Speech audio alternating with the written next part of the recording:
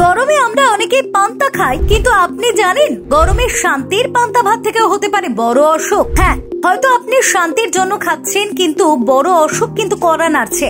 আসুন আর জেনে নিন ঠিক কখন কখন পান্তা ভাত একেবারেই খাওয়া ঠিক নয়। বাসি ভাতে জল ঢেলে খাওয়া হয় নানা কম্বিনেশনে, সঙ্গে আলু সিদ্ধ, মুসুর ডালের বড়া, কাঁচা পেঁয়াজ, লেবু পাতার রস মিশিয়ে খাওয়া হয় পান্তা ভাত।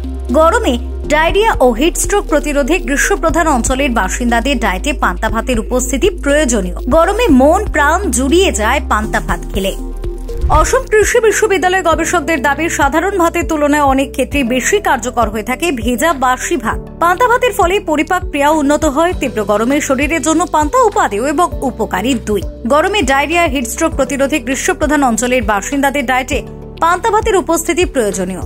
পান্তা ভাতের উপকারিতার শেষ নেই, তবে কিছু সাবধানতা মাথায় রাখতেই হবে, নয়তো উপকারের বদলে অপকারটাই হবে, বলছেন পুষ্টিবিদ অঞ্জু গুলাটি। পান্তা ভাত খেলে শরীরে প্রশান্তি আসে, ঘুম পায়। দুপুরে ভাত ঘুমের জন্য আদর্শ পান্তা ভাত। তবে যদি কোনো কাজের জন্য জেগে থাকতে হয়, তাহলে পান্তা ভাত এড়িয়ে চলুন।